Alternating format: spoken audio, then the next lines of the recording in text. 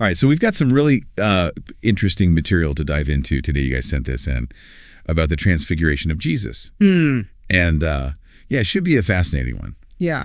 We're going to be looking at this YouTube video from Coracle's Digital Gospel, and it's called Why Jesus Had to Meet Moses and Elijah at the Mount of Transfiguration, Bible Mysteries Resolved. Oh, that's a good one. Yeah. It's an intriguing title, right? It makes you wonder why those two specifically. Yeah, exactly. Like why those two Old Testament figures, out of all the people that could have showed up. Right. Why Moses? Why Elijah? Like you could think of all sorts of biblical all-stars, right? I would think, yeah. But the video seems to be saying that there's a specific reason why it was these two. Well, it does seem like a very deliberate choice, doesn't it? If you think about what Moses and Elijah represent, the law and the prophets, right. It's like the foundation of the Jewish faith. Yeah. Okay, so let's back up for a second, set the scene before we get too deep into the symbolism and all that. The video points out that this whole transfiguration thing happens right after Peter identifies Jesus as the Messiah. Oh, yeah. That's an important detail. And it's not just like a casual, hey, you're the Messiah. It happens near Caesarea Philippi. Right. Which is right by a temple dedicated to Caesar Augustus. Talk about a statement. It's pretty bold, right? Proclaiming Jesus as the true king, like right under the nose of Roman power. Yeah. Almost like a direct challenge. You know, this is where the real authority is. Exactly. Like this is what true kingship is all about, not just earthly power and all that. Right. It points to a different kind of kingdom, a spiritual one that goes beyond all those boundaries. Yeah. And then right after that huge declaration, Jesus tells his disciples that he's going to suffer, be crucified, and then rise again. Yeah, what a twist. Right. You'd think being the Messiah would be all smooth sailing from there. Yeah, you'd think so. But Jesus makes it clear that it's going to be a tough road. A path through suffering. Yeah, and the video really emphasizes how that ties into the Transfiguration. It's like a foreshadowing of his victory over death. A sneak peek into the power of the resurrection. So you've got this incredible backdrop.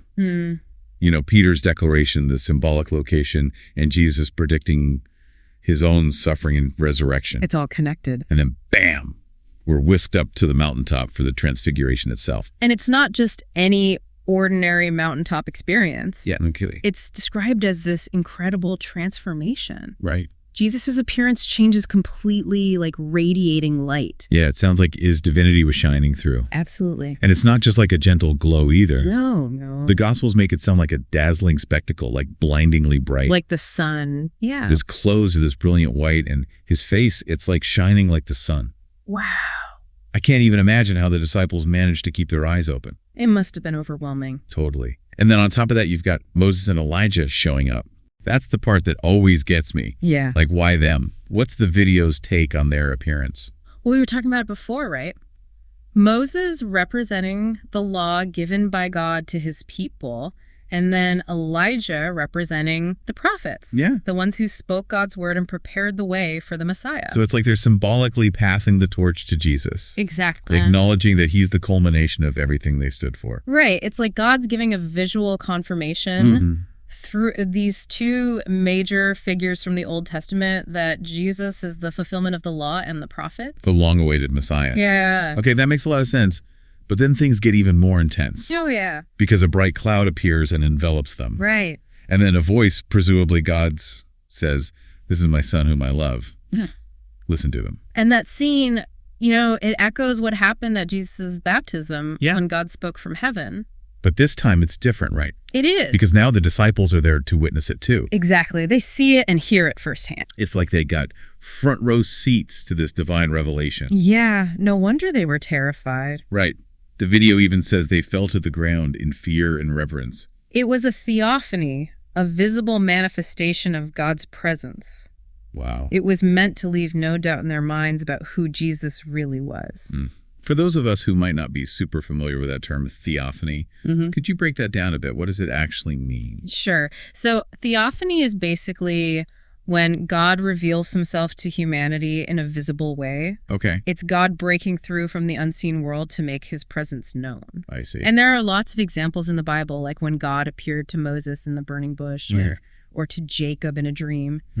But the Transfiguration is unique, you know, because it connects Jesus directly with this divine power and authority. Yeah, that's a great point. So you have this incredible display of power and affirmation from God. But then Jesus tells the disciples, to keep it all secret Yeah. until after his resurrection. Right. Why all the secrecy? Why not shout it from the rooftops? Well, think about it. If news of this got out before the crucifixion, Yeah, people might try to make him an earthly king based on that display of power. right. But that wasn't what Jesus's kingdom was about. Yeah, we talked about that before, right? It's Yeah. not about earthly power or political revolution. Exactly. His victory was going to be something completely different. It was about overcoming death itself Wow. and offering salvation to everyone.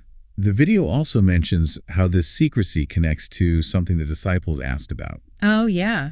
about Elijah needing to come first. Right. There was this belief that Elijah would return before the Messiah arrived. Mm-hmm. Like a forerunner paving the way. Right, exactly.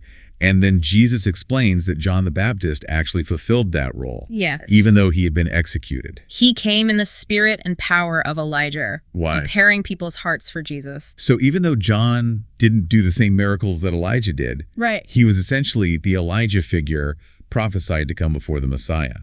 Exactly. And this is where I think we start to see how the Transfiguration challenges our expectations. Yeah. God doesn't always work in the ways we think. She's saying don't get hung up on appearances or trying to fit things into your own boxes. I'm doing something new here. You got it. It's about being open to the surprising ways God reveals himself and his plans. Okay, so let's take a step back for a sec, try to sum up what we've learned so far. Okay. The Transfiguration confirms that Jesus is the Messiah, the fulfillment of the law and the prophets. Mm-hmm. It gives us a glimpse of his future kingdom, a kingdom that's not about earthly power. Yes. And it's a powerful statement about his divine nature. Absolutely. But it also raises some really interesting questions. It does. And the video brings up a really thought-provoking one. Why do you think the Transfiguration was such a private event, witnessed only by a few people? Why not reveal this incredible spectacle to the whole world? That's a really good question. I mean, you'd think something like that would be front page news, right? Sure. Maybe it was just meant for those closest to Jesus, to strengthen their faith, especially since they were about to go through his crucifixion and all that. That's a good point. It could have been like an anchor for them. Yeah. Something to hold on to during that difficult time. Right. Like a reminder that even when things look really bad, Yeah. there's something bigger going on, a divine plan unfolding. Mm-hmm. But the video also kind of suggests another possibility, like maybe the world just wasn't ready for it yet. Like it was too much for people to understand at that point. Like a divine secret revealed only to a few. Exactly. And that whole idea of a divine secret, it kind of connects to something we were talking about before. Oh, yeah. About the lines between life and death being blurred. With Moses and Elijah showing up together. Yeah. Like they live centuries apart. Right. And suddenly they're just there with Jesus. Time is definitely being messed with there. It's like time is collapsing in on itself. The video even suggests that Moses and Elijah could represent the two ways believers will enter eternity. Oh, wow. Through death or through being like raptured at Christ's return. It makes you rethink how we view time, doesn't it? Totally. Maybe in God's reality, past, present, and future are all intertwined. And the Transfiguration gives us a glimpse of that. Oh, the eternal perspective. Yeah, my brain's doing somersaults over here. It makes you wonder if death, as we understand it, is just a human thing. Yeah. Like a transition point. Exactly. A transition into a different dimension. And if that's the case, then what does it mean for how we live our lives? Now, those are some deep questions. Big questions, yeah. But that's what I love about these deep dives. They always leave me with more to think about. Always more to explore. So to our listener out there, we hope this deep dive into the Transfiguration has sparked your curiosity and given you a fresh way of looking at this amazing event. And as you continue to think about it and what it all means, remember those words spoken from the cloud, "This is my son whom I love, listen to him." Such powerful words. Yeah. A reminder that even when we're unsure or have doubts, we can find a firm foundation in Jesus Christ and the truth he revealed.